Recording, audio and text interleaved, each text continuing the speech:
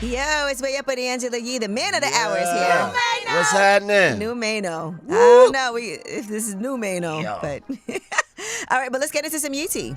LiAngelo Ball, he is now having some regrets. He was on his Ball in the Family podcast, really the only place he opens up about things.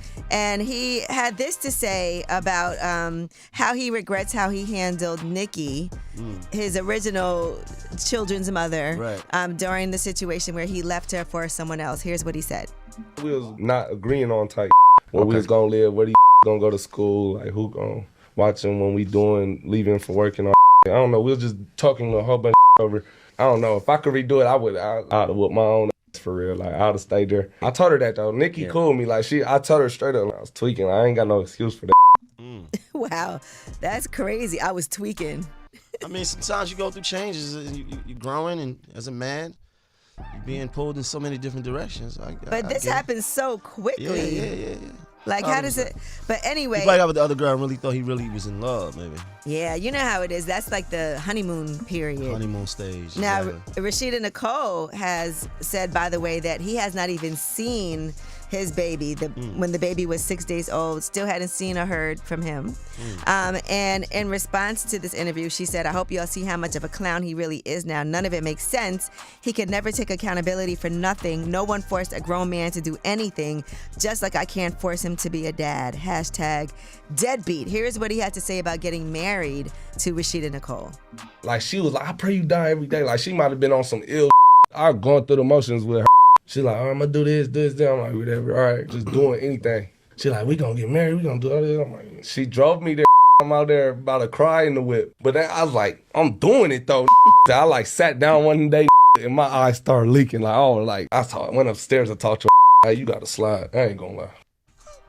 So he really got married. Yes, he really did.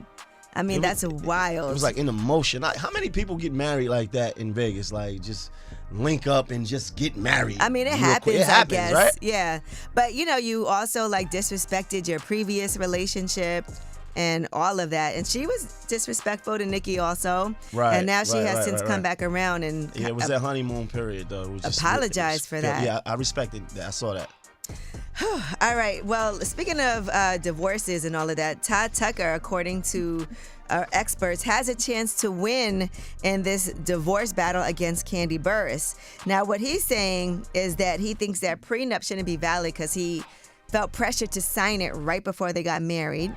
Holly Davis, who was a founding partner of Kirker Davis, said, anytime a person signs a prenup days or hours before their wedding, they are creating an argument to be made later that they were under duress or undue pressure to sign the document. She said this legal argument only holds weight if he can prove his argument meets certain factors. So she does believe that he had ample time and opportunity to call his attorney before signing the prenup, and the rare chance that Kandi's lawyer fraudulently asserted that Todd's attorney had signed off on the terms of the prenup when they had not, it might have a chance to win. So that's the only way. That's crazy. All right, well, that is your Yeetie. When we come back, we have About Last Night. You've had a lot going on, and I haven't seen you in a few days. I know. I felt like I got kicked out the whip again. It's your own fault. But it's Way Up.